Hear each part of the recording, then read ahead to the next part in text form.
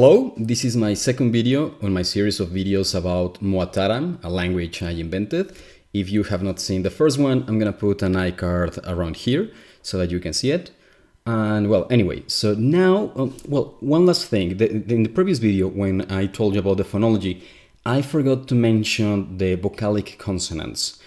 Vocalic consonants are very simple, like for example, in the word apple, how many syllables does it have? Apple. It has 2 syllables, right? And here the vowel is an A sound, but what is the vowel here? I mean, it's not an E. You are not saying apple. You are saying apple. The vowel is the letter L. And I found that so cool because my other language is Spanish, and Spanish doesn't have anything remotely like that. And English has many vocalic consonants, and so I decided that Moatarm would have all the vocalic consonants. So the vocalic consonants are N, M, retroflex R, L. Okay, let me check my chart to see what are the other ones. Okay, so yeah, I was just missing this one, the velar nasal, nga.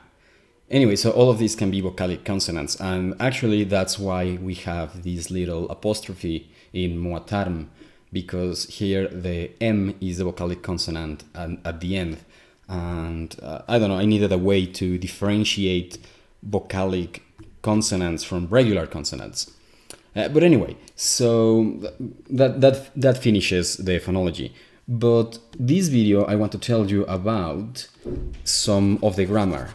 Remember that my guiding principle for this language is the familiar but unusual. Make something that is weird and familiar at the same time, right? And so I wanted that in the verbs. So for example, well, my native language is Spanish. And Spanish can do some pretty crazy things with the verbs. One of my favorite examples is the word úntesela. Úntesela. Actually, maybe I should do this in another layer so that I don't have to erase everything. Úntesela. Úntesela is a single word and it means please rub this all over your body. And it's very funny because it's like so much meaning packed into a single word, and it's like, when would you even need to say something like that? But anyway, the point is that I like it. I like it when verbs can pack a lot of information, and I knew that I wanted Moatarm to do the same, but I did not want it to do it well in the same way that Spanish. It needed to pack a lot of information. The verbs needed to be very inflectional, but in very weird ways. And I didn't know how to approach this, but there is this video about word building notes that mentions to just like, well, she puts the example of I don't know, and she says like I fail no, and then she invents words for I fail, and then she starts to develop a grammar. So I just closed my eyes and I thought of one word in this, of a phrase that I could say in this language. And remember that by this point, the words I have invented were very few. Just Elgna, Olknaxar, and Hlior. And this is just a person's name. Well, at this point, it was just a person's name. Olknaxar was just the name of a place, and Hlior was just light. And so I just closed my eyes and I imagined a person floating in the darkness, like in a spaceship, and this person needs to repair something. And so this person says, I need light. I need light. Except, well, this is the meaning. This person is obviously speaking in Moatarm. And so the first word they say is Hlior, light. Okay, and so how do they say I need? And at this point, remember that I was also, just for fun, doing the Duolingo course in Irish.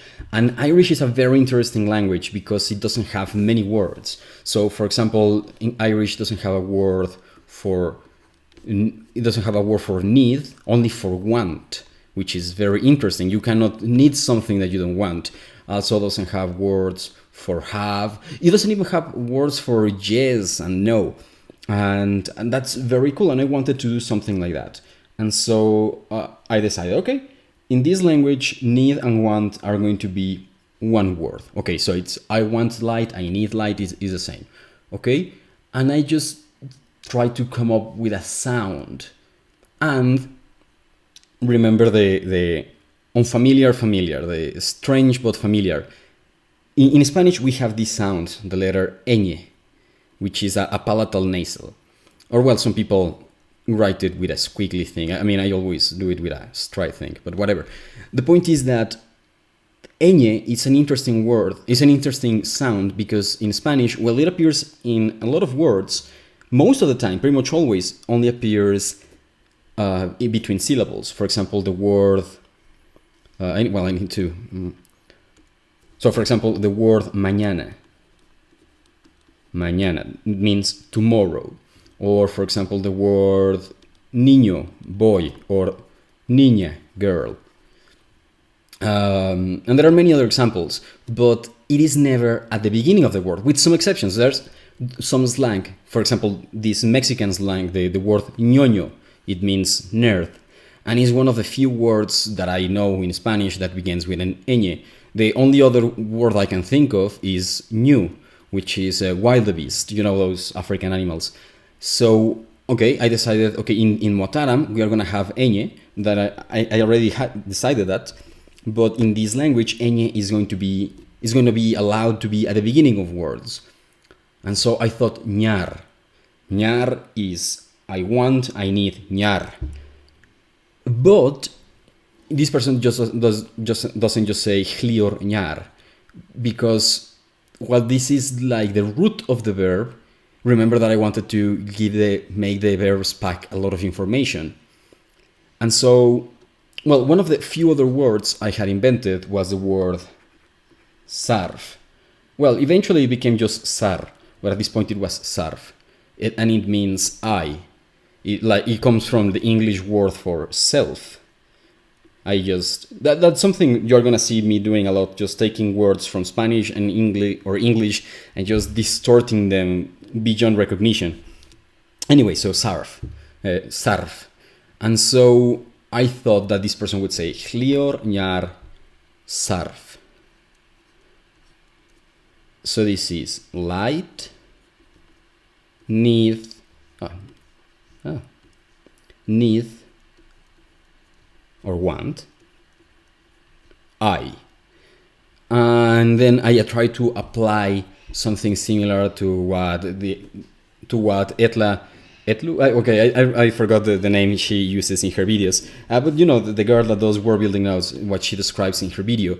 And I try to do something similar, to try to combine, to see how these caveman speak, like light, need, I, could evolve into something more sophisticated.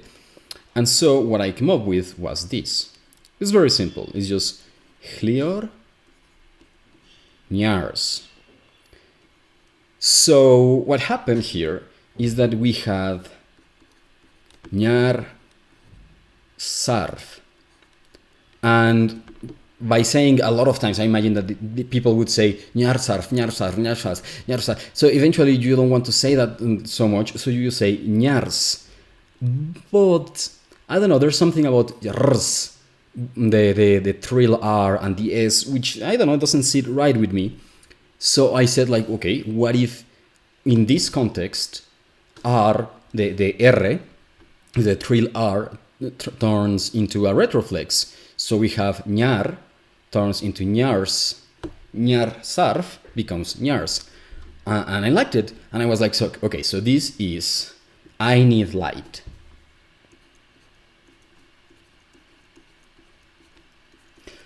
Now, this is a transitive phrase, and this is a transitive verb. Transitive verbs are just the actions that you do to something else. The way that I always think about it is that, for example, you eat something, but you don't sleep anything, you just do it. So eat is a transitive verb, but sleep is not. And so, well, I have here a transitive verb, and I thought, well, how am I gonna deal with intransitive verbs? Because here is like the big question. Are you going to go, what system are you gonna use? Are you gonna use ergativity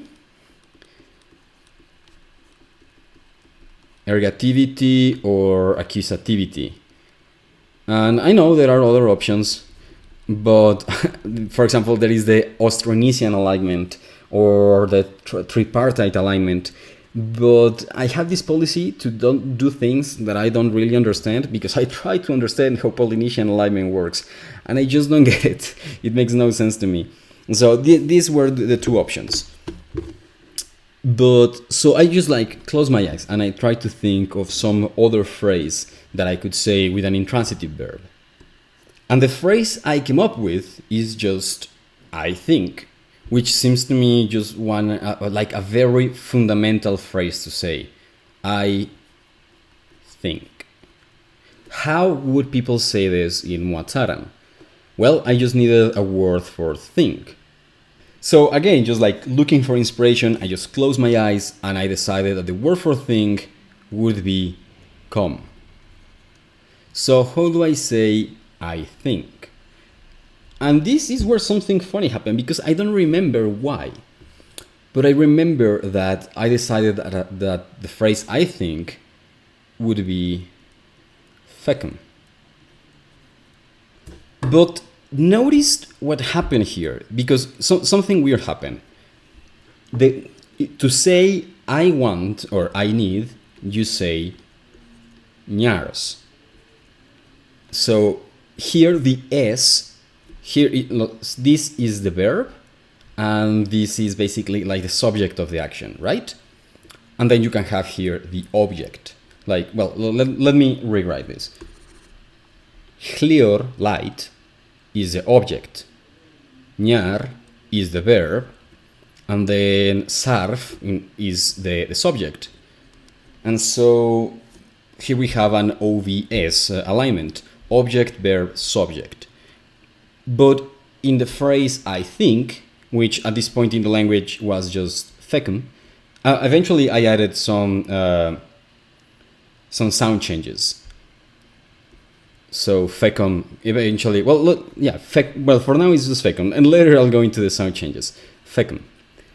So here, so if this is think, if this is the verb, well, then this must be indicating I think, because remember, this is what it means, I think.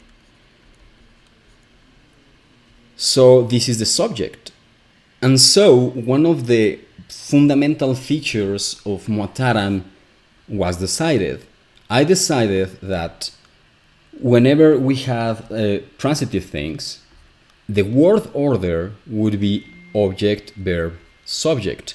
But whenever we have intransitive things, the word order would be subject, verb, and then, well, you don't have an object, but that's the definition of intransitive. But then, I don't know, like the complements would go at the end, like adverbs and stuff. And this is interesting because, well, at least definitely there are natural languages already in the world that do something like this. But at least I don't speak any language that does something like this. So this is very different for me. And I don't know, and I really like it. I really like that word order is important and that it affects such a fundamental feature of the language, because most of the time transitivity and intransitivity are shown either with declensions or with some prefixes or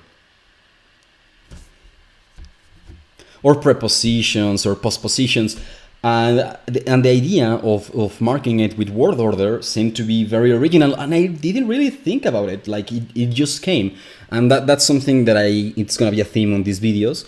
That this language I feel like I'm discovering it more than inventing it, because like it just, to me, this is how this language always was, and I just discovered that this is how it was rather than inventing it. And so this eventually developed into these conjugation systems. So for example, this is the table for conjugating transitive verbs. And as you can see, they are conjugated for several persons, singular and plural, and in 4 verbal tenses: past, present, future, and hypothetical. And these are the intransitive conjugations.